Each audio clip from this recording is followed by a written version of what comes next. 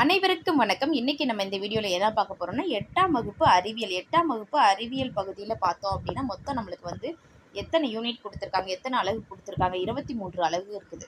சரியா? நம்ம ஏற்கனவே 1 மார்க் கொஸ்டின் ஆன்சர் போட்டிருக்கோம். அது மாதிரி கொஸ்டின் ஆன்சரும் நம்ம வந்து போட்டிருக்கோம், நம்ம வீடியோ போட்டிருக்கோம்.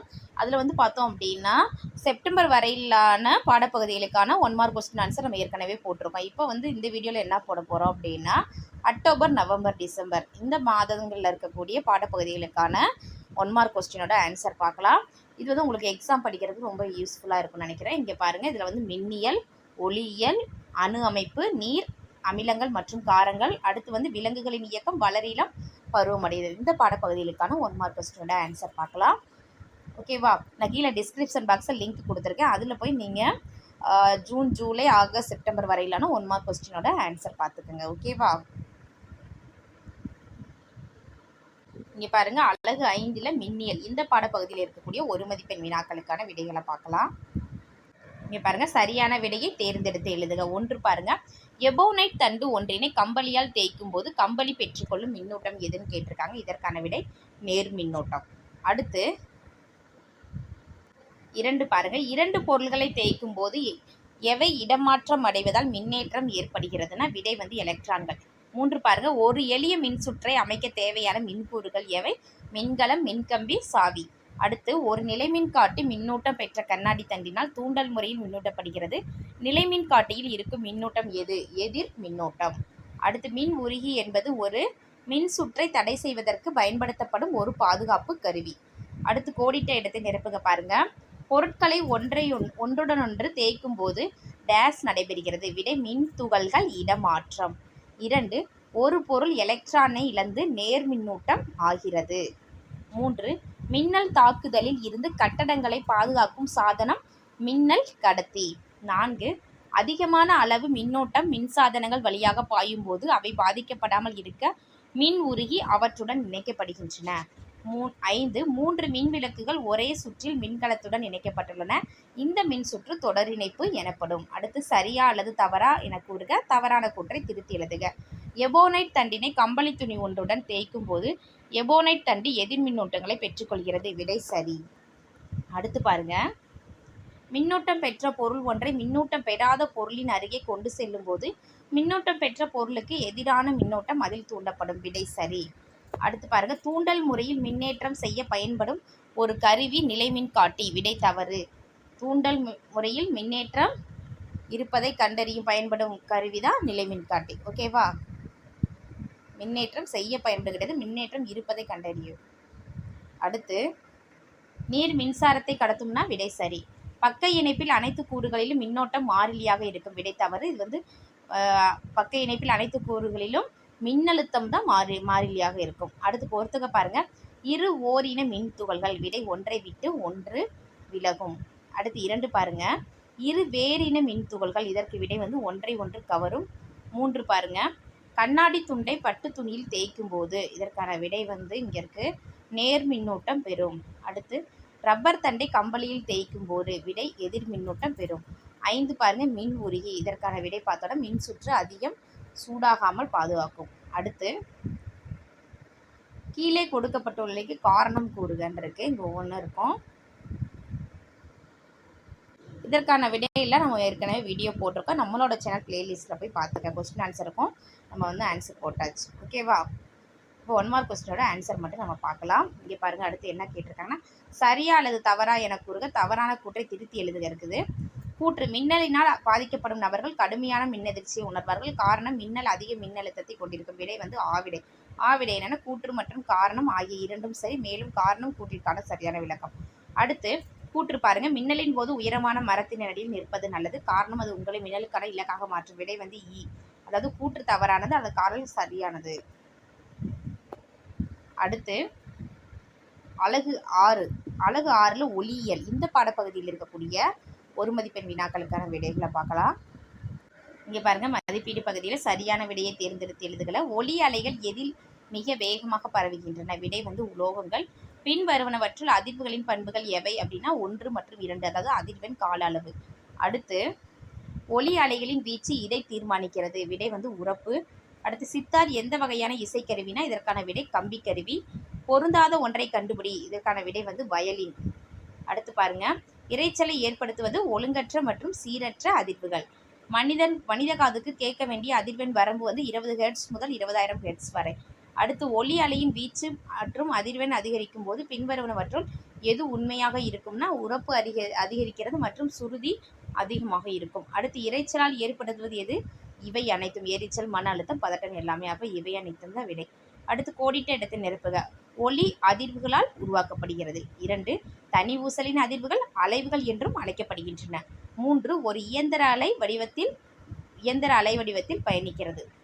ஒலி இயந்திர அலை வடிவத்தில் பயணிக்கிறது. 4 பாருங்க, உங்களால் கேட்க முடியாத உயர் அதிர்வெண் கொண்ட ஒலிகள் மீயொலி எனப்படுகின்றன. 5 ஒலியின் சுருதி அதிர்வுகளின் வீச்சை பொறுத்தது. 6 பாருங்க, அதிர்வுறும் கம்பியின் தடிமன் அதிகரித்தால் அதன் சுருதி குறையும். அடுத்து பொறுத்துக. மீயொலி விடை வந்து அதிர்வெண் 20,000 ஹெர்ட்ஸுக்கு மேல் உள்ள ஒலி. காற்றின் ஒலியின் வேகம்னா 331 ms/-1. இன்ஃப்ராசோனிக்ஸ் விடை வந்து அதிர்வெண் 20 ஹெர்ட்ஸுக்கு கீழ் உள்ள ஒலி. ஒலி அப்படிங்கிறது ஊடகம் தேவை. இது அதற்கான விடை. அடுத்து பாருங்க, கீழ்காணும் கூற்றுக்கான ஆராய்ந்து சரியான ஒன்றை தேர்வு செய். கூற்று பாருங்க, மின்னல் தாக்கும் போது மின்னலை பார்த்த சிறிது நேரம் கழித்து ஒலி ஏற்படுகிறது. ஒலியின் வேகத்தை விட ஒலியின் வேகம் அதிகம் இருக்கு. இதற்கான விடை பார்த்தோம் அப்படின்னா கூற்று மற்றும் காரணம் இரண்டும் சரி. மேலும் காரணம் கூற்றிற்கான சரியான விளக்கம். அடுத்து பாருங்க, கூற்று சந்திரனின் மேற்பரப்பில் 2 நபர்கள் ஒருவருக்கொருவர் பேச முடியாது. காரணம் சந்திரனில் வளிமண்டலம் இல்லை. இதற்கான விடையும் விடைதான். கூற்று மற்றும் காரணம் இரண்டும் சரி. மேலும் காரணம் கூற்றிற்கான சரியான விளக்கம். அடுத்து இப்போ அழகு 5, 6க்கான விடை பார்த்துட்டோம். இப்போ வந்து 12, 13 அழகு 12, 13, 14 இந்த மூன்று அழகுக்கான 1 மார்க் மதிப்பெண்கான விடையை பார்க்கலாம். ஓகேவா? 1 மதிப்பெண் வினாக்களுக்கான விடையை பார்க்கலாம். இங்கே பாருங்கள், அழகு 12ல் அணு அமைப்பு இந்த பாடப்பகுதியில் இருக்கக்கூடிய 1 மதிப்பெண் வினாக்களுக்கான விடைகளை பார்க்கலாமா? இங்கே பாருங்கள், சரியான விடையை தேர்ந்தெடு. கேதோடு கதிர்கள் டேஸால் உருவாக்கப்பட்டவை. விடை வந்து எதிர்மின் சுமை பெற்ற துகள்கள். கார்பன் டை ஆக்சைடு எம்முறையில் தயாரிக்கப்பட்டாலும் அது கார்பன் மற்றும் ஆக்சிஜன் இடைவிகிதம் மாறாதிருப்பது டேஸ் விதியை நிரூபிக்கிறதுனா மாறா விகித விதி. அடுத்து நீரில் ஹைட்ரஜன் மற்றும் ஆக்சிஜன் ஆகியவை 1:8 நிறைவிகிதத்தில் இணைந்துள்ளன. டால்டனின் கூற்றுகளில் எந்த கூற்று மாற்றம் அடையாமல் உள்ளதுன்னா தனிமங்கள் அணுக்களால் ஆனவை. அடுத்து ஒரு தனிமத்தின் அனைத்து அணுக்களும் ஒரே அணு எண்ணையும் வேறுபட்ட நிறை எண்ணையும் கொண்டுள்ளன. அடுத்து பாருங்க, கோடிட்ட இடங்களில் நிரப்புக. அணு என்பது ஒரு தனிமத்தின் மிகச்சிறிய துகள். 2 ஒரு தனிமமானது ஒரே மாதிரியான அணுக்களால் உருவாக்கப்பட்டது. 3 பாருங்க, ஒரு அணுவானது புரோட்டான், எலக்ட்ரான் மற்றும் நியூட்ரான் ஆகிய துகள்களால் ஆனது. 4 எதிர்மின் சுமை கொண்ட அயனி எதிரயனி எனப்படும். நேர்மின் சுமை கொண்ட அயனி நேரயனி எனப்படும். 5 பாருங்க, எலக்ட்ரான் ஒரு எதிர்மின் சுமை கொண்ட துகள். 6 புரோட்டான்கள் எதிர்மின் சுமை கொண்ட தகட்டை நோக்கி விலக்கம் அடைகின்றன. அடுத்து பொறுத்துக. பொருண்மை அழியா விதி. இதற்கான விடை லவாய்சியர். மாறா விகித விதிக்கு வந்து ஜோசப் ப்ரௌஸ்ட். கேதோடு கதிர்கள் வந்து சர் வில்லியம் குரூக்ஸ். ஆனோடு கதிர்கள் கோல்ஸ்டீன். நியூட்ரான் வந்து ஜேம்ஸ் சாட்விக். இதான் இதற்கான விடை. அடுத்த அலகு பார்க்கலாம். அடுத்து வந்து அலகு 13. அலகு 13 வந்து நீர். இந்த பாடப்பகுதியில் இருக்கக்கூடிய 1 மதிப்பெண் வினாக்களுக்கான விடைகளை பார்க்கலாமா? இங்கே பாருங்கள், சரியான விடையை தேர்ந்தெடுத்து எழுதுக. எந்த வெப்பநிலையில் நீர் பனிக்கட்டியாக மாற்றமடையும்னா 0 டிகிரி செல்சியஸ். நீரில் கார்பன் டை ஆக்சைடின் கரைதிறன் அதிகமாகுவது வந்து அதிகமான அழுத்தத்தில். 3 பாருங்கள், நீரினை மின்னார் பகுக்கும் போது எதிர்மின் வாயில் சேகரிக்கப்படும் வாயு வந்து ஹைட்ரஜன். அடுத்து கீழே கொடுக்கப்பட்டுள்ளவற்றில் எது நீரை மாசுபடுத்தும்னா ஈயம். நீரின் நிரந்தர கடினத்தன்மை காரணமாக இருப்பவை சல்பேட்டுகள். அடுத்து கோடிட்ட இடத்தை நிரப்புக. பாருங்கள், நீர் நிறமற்றது, மனமற்றது மற்றும் சுவையற்றது. நீரின் கொதிநிலை 100 டிகிரி செல்சியஸ். நீரின் தற்காலிக கடினத்தன்மை கொதிக்க வைத்தல் முறையில் நீக்கப்படுகிறது. அடுத்து நீர் 4 டிகிரி செல்சியஸ் வெப்பநிலையில் அதிக அடர்த்தியினை பெற்றிருக்கும். ஏற்றம் வீழ்படிதல் செயல்பாட்டை துரிதப்படுத்தும். அடுத்து சரியா அல்லது தவறா என கூறுக. தவறான கூற்றை திருத்துக. கழிவு நீரினை நன்கு சுத்திகரித்த பிறகே நன்னீர் நிலைகளில் கலக்க அனுமதிக்கப்பட வேண்டும். சரி. விடை வந்து சரி. கடல் நீரில் உப்புக்கள் கரைந்துள்ளதால் அதனை விவசாயத்திற்கு பயன்படுத்தலாம். விடை வந்து தவறு. ஏன்னா விவசாயத்திற்கு பயன்படுத்த இயலாது. வேதி உரங்களை அதிக அளவில் பயன்படுத்துவதால் மண்ணின் தரம் குறைந்து நீர் மாசுபடுகிறது. விடை சரி. அடுத்து நீரின் அடர்த்தியானது அனைத்து வெப்பநிலையிலும் மாறாமல் இருக்கும். விடை தவறு. ஏன்னா அனைத்து வெப்பநிலையிலும் இது வந்து மாறுபடும். கடின நீரில் சோப்பு நன்கு நுரையினை தவறும். விடை தவறு. ஏன்னா மென்னீரில் சோப்பு நன்கு நுரையினை தரும். அடுத்து பொறுத்துக. சர்வ கரைப்பான். விடை வந்து நீர். கடின நீர் வந்து வயிற்று உபாதைகள். கொதித்தல் வந்து கிருமிகளை கொள்ளுதல். நுண்ணுயிர் நீக்கம் வந்து ஓசோனேற்றம், கழிவுநீர், நீர் மாசுபடுத்தி. இது அதற்கான விடை. அடுத்து கீழ்காணும் கூற்றுகளுக்கு காரணம் கூறுகன்னு இருக்கு. இதற்கான விடைகளை நம்ம பார்க்கலாம். இப்போ வந்து நம்ம 1 மார்க் கொஸ்டினோட ஆன்சர் மட்டும் நம்ம பார்த்துட்டு இருக்கோம். ஓகேவா? அடுத்து அலகு 14 வந்து அமிலங்கள் மற்றும் காரங்கள். இந்த பாடப்பகுதியில் இருக்கக்கூடிய ஒரு மதிப்பெண் வினாக்களுக்கான விடைகளை பார்க்கலாம். இங்கே பாருங்க, மதிப்பீட்டு பகுதியில் சரியான விடையை தேர்ந்தெடுத்து எழுதுக. அமிலங்கள் புளிப்பு சுவையை உடையவை. கீழ்காண்பனவற்றில் நீர்க்கரைசலில் மின்சாரத்தை கடத்துவது அமிலம் மற்றும் காரம். அடுத்து நீல லிட்மஸ் தாளை அமில கரைசலில் சிவப்பு நிறமாக மாறுகிறது. காரத்தை நீரில் கரைக்கும் போது அது OH- அயனிகளை தருகிறது. சோடியம் ஹைட்ராக்சைடு ஒரு காரம் ஆகும். அடுத்து சிவப்பு எறும்பின் கொடுக்கில் ஃபார்மிக் அமிலம் உள்ளது. மெக்னீசியம் ஹைட்ராக்சைடு அமிலத்தன்மையை குணப்படுத்த பயன்படுகிறது. அமிலமும் காரமும் சேர்ந்து உப்பு மற்றும் நீர் உருவாகிறது. நாம் பல் துலக்குவதற்கு பற்பசையை பயன்படுத்துகிறோம், ஏனெனில் அது காரம் தன்மை கொண்டது. அடுத்து மஞ்சள் தூள் நிறங்காட்டியானது காரக்கரைசலில் மஞ்சள் நிறத்திலிருந்து சிவப்பு நிறமாக மாறுகிறது. கோடிட்டிடத்தை நிரப்புக. பென்சாயிக் அமிலம் டேஸாக பயன்படுகிறது. உணவுப் பொருள் கெட்டுப்போகாமல் இருப்பதற்காக பயன்படுகிறது. அடுத்து புளிப்பு சுவை என்பது லத்தீன் மொழியில் அசிடஸ் என்ற சொல்லால் வழங்கப்படுகிறது. காரங்கள் கசப்பு சுவையை கொண்டவை. கால்சியம் ஆக்சைடின் வேதி வாய்ப்பாடு CaO. புலவையின் கொடுக்கில் அல்கலி என்ற காரப்பொருள் உள்ளது. இங்கே அமிலம் கிடையாதுமா, காரப்பொருள் உள்ளது. அடுத்து உணவு தயாரிக்க பயன்படும் மஞ்சளானது இயற்கை நிறங்காட்டியாக பயன்படுகிறது. செம்பருத்திப்பூ நிறங்காட்டி அமிலக்கரைசலில் இளஞ்சிவப்பு நிறத்தை தருகிறது. அடுத்து சரியா அல்லது தவறா என கூறுக. தவறான கூற்றை திருத்தி எழுதுக. பெரும்பாலான அமிலங்கள் நீரில் கரைவதில்லை. விடை வந்து தவறு. என பெரும்பாலான அமிலங்கள் நீரில் கரையும். அமிலங்கள் புளிப்பு சுவை கசப்பு சுவை உடையவைனா விடை தவறு. என அமிலங்கள் வந்து புளிப்பு சுவை உடையவை. அப்புறம் உலர்ந்த நிலையில் உள்ள காரங்களை தொடும்போது அவை வளவளப்பு தன்மையுடன் காணப்படும். இது விடை தவறு தான். ஏன்னா திரவ ஊடகத்தில் உள்ள காரங்களை தொடும்போது அவை வளவளப்பு தன்மையுடன் காணப்படும். அடுத்து அமிலங்கள் அரிக்கும் தன்மையை கொண்டவை. விடை சரி. அனைத்து காரங்களும் அல்கலிகள் ஆகும். விடை தவறு. ஏன்னா நீரில் கரையில் காரங்கள் தான் அல்கலிகள். செம்பருத்தி பூசாறு ஒரு இயற்கை நிறங்காட்டி ஆகும். விடை வந்து சரி. அடுத்து பார்க்கலாம். 12, 13, 14 இந்த அலகுகளான ஒரு மதிப்பெண் வினாக்களுக்கான விடைகளை பார்த்துட்டோம். இப்போ வந்து அலகு 19 விலங்குகளின் இயக்கம். இதில் இருக்கக்கூடிய ஒரு மதிப்பெண் வினாக்களுக்கான விடைகளை பார்க்கலாம். இங்கே பாருங்க, சரியான விடையை தேர்ந்தெடுத்து எழுதுக. நம் உடலில் பின்வரும் பாகங்களுள் எவை இயக்கத்திற்கு உதவுகின்றன? இதற்கான விடை வந்து 1 மற்றும் 3, அதாவது எலும்புகள், தசைகள். அடுத்து பின்வரும் உயிரினங்களில் எதில் இயக்கத்திற்கு தேவையான தசைகள் மற்றும் எலும்புகள் காணப்படுவதில்லை? நத்தை. டேஸ் மூட்டுகள் அசையாதவை. இதற்கான விடை மேல்தாடை மற்றும் மண்டை ஓடு.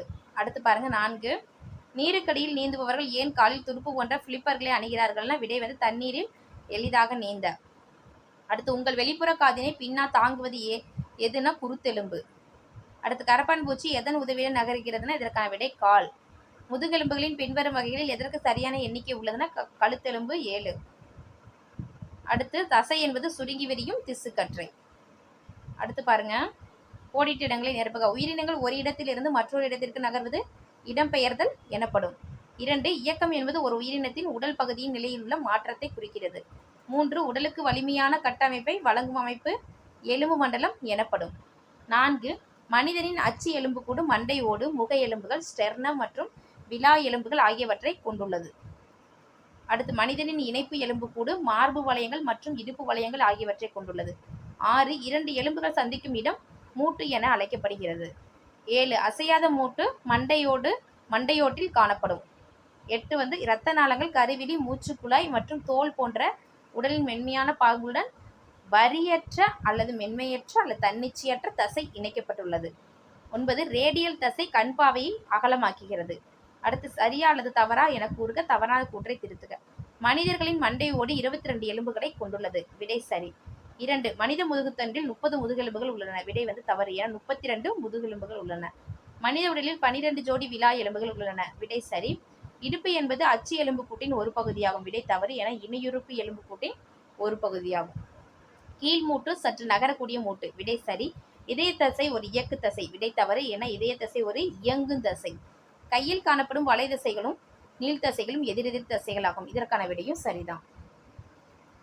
அடுத்து வளரிளம் பருவமடைதல். அலகு 20 இருக்கக்கூடிய வளரிளம் பருவமடைதல். இதில் இருக்கக்கூடிய ஒரு மதிப்பெண் வினாக்களுக்கான விடைகளை பார்க்கலாம். இங்கே பாருங்க, சரியான விடையை தேர்ந்தெடுத்து எழுதுக. டேஸ் வயதிற்கு இடைப்பட்ட காலம் வளரிளம் பருவம் எனப்படும். இதற்கான விடை 11 முதல் 19. உயிரினங்களின் பாலின முதிர்ச்சி அடையும் காலம் பருவமடைதல் என்று அழைக்கப்படுகின்றன. அடுத்து, பருவமடைதலின் போது இடுப்பிற்கு கீழ் உள்ள பகுதியானது பெண்களில் அகன்று காணப்படுகிறது. ஆடம்ஸ் ஆப்பிள் என்பது இதன் வளர்ச்சியை குறிக்கிறது. விடை குரல் வலை. அடுத்து, வளரிளம் பருவம் ஆண்கள் பெண்கள் பலரின் முகத்தில் காணப்படும் பருக்கள் டேஸ் சுரப்பியின் சுரப்பினால் உண்டாகின்றன. விடை எண்ணெய். விந்து செல்லானது விந்தகங்களால் உற்பத்தி செய்யப்படுகிறது. நாளமில்லா சுரப்பிகளால் உற்பத்தி செய்யப்படும் வேதிப்பொருட்கள் ஹார்மோன்கள் எனப்படும். ஆண்ட்ரோஜன் உற்பத்தி LH ஹார்மோனால் ஒழுங்குபடுத்தப்படுகிறது. மாதவிடாய் என்பது புரோஜெஸ்டரானின் அளவு நின்றுவிடுகிறது. நமது வாழ்வின் பிந்தைய பகுதியில் ஆஸ்டியோபோரோசிஸை தடுக்க கால்சியம் எடுத்துக்கொள்வது அவசியமாகும். அடுத்து, கோடிட்ட இடங்களில் நிரப்புக. பெண்களில் அண்டகத்தால் ஈஸ்ட்ரோஜன் உற்பத்தி செய்யப்படுகிறது. 2. இனப்பெருக்க உறுப்புகளால் உற்பத்தி செய்யப்படும் ஹார்மோன்கள் லூட்டினைசிங் ஹார்மோனால் கட்டுப்படுத்தப்படுகின்றன. 3. பாலூட்டுதலின் போது பால் உற்பத்தியானது புரோலாக்டின் ஹார்மோனால் கட்டுப்படுத்தப்படுகிறது. 4. ஆண் மற்றும் பெண் இனச்செல்கள் இணைந்து கருமுட்டையை உருவாக்குகின்றன. 5. பருவமடைதலின் போது ஏற்படும் முதல் மாதவிடாய் சுழற்சி பூப்படைதல் என்று அழைக்கப்படுகிறது. 6. பொதுவாக அண்டம் விடுபட்ட 14 நாட்களுக்கு பின் மாதவிடாய் ஏற்படுகிறது. 7. சரிவிகித உணவு என்பது புரதங்கள், கார்போஹைட்ரேட்டுகள், கொழுப்புகள் மற்றும் உயிர் சத்துக்களை குறிப்பிட்ட அளவில் உள்ளடக்கியதாகும். அடுத்து, தைராய்டு சுரப்பி தொடர்புடைய நோய்களை தடுப்பதில் அயோடின் உதவுகிறது. இரும்பு சத்து பற்றாக்குறை இரத்த சோகைக்கு வழிவகுக்கிறது. பெண்களில் கருவுறுதல் ஃபெலோப்பியன் நாளத்தில் நிகழ்கிறது. அடுத்து, சரியா அல்லது தவறா என கூறுக. தவறான கூற்றை திருத்துக. 1. ஆண்கள் மற்றும் பெண்களில் பருவமடைதலின் போது திடீரென உயரம் அதிகரிக்கின்றது. விடை சரி. கருப்பையில் இருந்து அண்டம் வெளியேறுதல் அண்டம் விடுபடுதல் என அழைக்கப்படுகிறது. விடை தவறு. சரியான கூற்று அண்டகத்தில் இருந்து அண்டம் வெளியேறுதல் அண்டம் விடுபடுதல் என அழைக்கப்படுகிறது. அடுத்து, கர்ப்பத்தின் போது கார்பஸ் லூட்டியம் தொடர்ந்து வளர்ந்து அதிக அளவில் ஈஸ்ட்ரோஜன் மற்றும் புரோஜெஸ்டரானை உற்பத்தி செய்கிறது. விடை தவறு. சரியான கூற்று கர்ப்பத்தின் போது கார்பஸ் லூட்டியம் தொடர்ந்து வளர்ந்து அதிக அளவில் புரோஜெஸ்டரானை உற்பத்தி செய்கிறது. அடுத்து, ஒரு முறை மட்டுமே பயன்படுத்தி தூக்கி எறியக்கூடிய நாப்கின்கள் அல்லது டாம்பூன்களை பயன்படுத்தல் நோய் தொற்றிற்கான வாய்ப்பை அதிகரிக்கின்றது. விடை தவறு. ஏன்னா நோய் தொற்றிற்கான வாய்ப்பை குறைக்கின்றது தான் விடை சரி. சுத்தமான கழிவறைகளை மலம் கழிக்க பயன்படுத்துதல் ஒரு நல்ல பழக்கமாகும். விடை சரி. அடுத்து, பொறுத்துக்க பாருங்க. பருவம் அடைதல் இதற்கான விடை பாலின முதிர்ச்சி. ஆடம்ஸ் ஆப்பிள் இதற்கான விடை குரல் மாற்றம். 3. ஆண்ட்ரோஜன் தசை உருவாக்கம். 4. ICSH testosterone. மாத விடை 45 முதல் 50 வயது தான் இதற்கான விடை. ஓகேவா? இந்த வீடியோ உங்களுக்கு பயனுள்ளதாக இருந்துச்சுன்னா நம்ம சேனலை சப்ஸ்கிரைப் பண்ணுங்கள், லைக் பண்ணுங்கள், ஷேர் பண்ணுங்கள். Thank you to all.